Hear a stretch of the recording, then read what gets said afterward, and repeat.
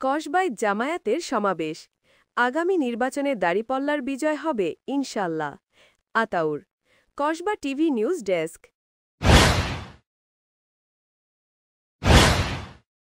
কসবা টিভির পক্ষ থেকে স্বাগতম। শুরুতেই শিরোনাম, এখন দেখুন বিস্তারিত।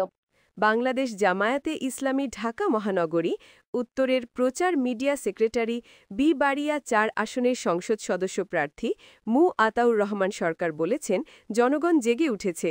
৫৪ বছর যারা দায়িত্ব পালন করেছে, জনগণ তাদেরকে প্রত্যাখ্যান করবে। আগামী নির্বাচনে দাঁড়িপাল্লার বিজয় হবে ইনশাআল্লাহ।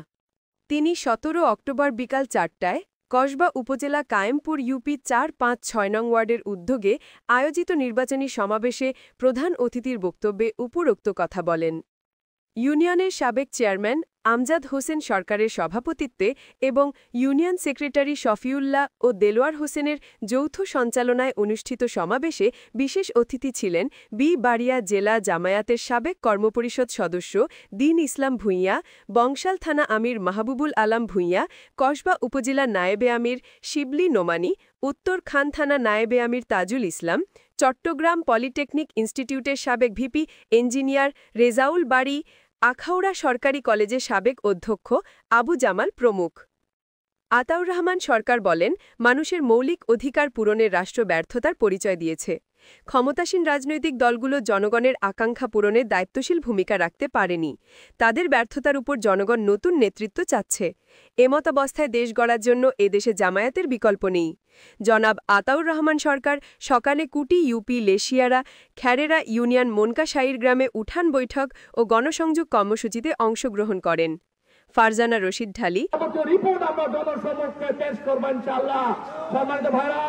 এই ৫৪ বছর যারা রাষ্ট্রের দায়িত্ব পালন করেছে, তাদের সাহস ছিল না জনসমক্ষে সরকারের পক্ষ থেকে কি এসেছে সেগুলো প্রকাশ করার। আপনাদেরকে আমরা নিশ্চয়তা দিতে পারি, আপনারা যদি আমাদের উপর আস্থা রাখেন, করবো না, আমরা কাউকে দুর্নীতি করতে দেব না। আপনাদের কাছে এই সরকার আসার পরে প্রায় ৫-৬ মাস রাষ্ট্রটা খুব ভালোভাবে চলছিল, প্রশাসন ব্যবস্থা ভালোভাবে চলছিল, দুর্নীতি বন্ধ হয়ে গেছিল, চাঁদাবাজি বন্ধ হয়ে গেছিল, সন্ত্রাস বন্ধ হয়ে গেছিল। ৫-৬ মাস পরে একটি রাজনৈতিক দল যখন নিজেদেরকে ক্ষমতাসীন দল ভাবতে শুরু করেছে, তখন আবার নতুন করে চাঁদাবাজি শুরু হয়েছে। তখন নতুন করে প্রশাসনে যারা আছে, যেই দুর্নীতিবাদ, যাদের সমাজ নষ্ট, তারা আবার তাদের সাথে হাত মিলে আগের অবস্থায় আমাদের দেশটাকে নিয়ে গিয়েছে।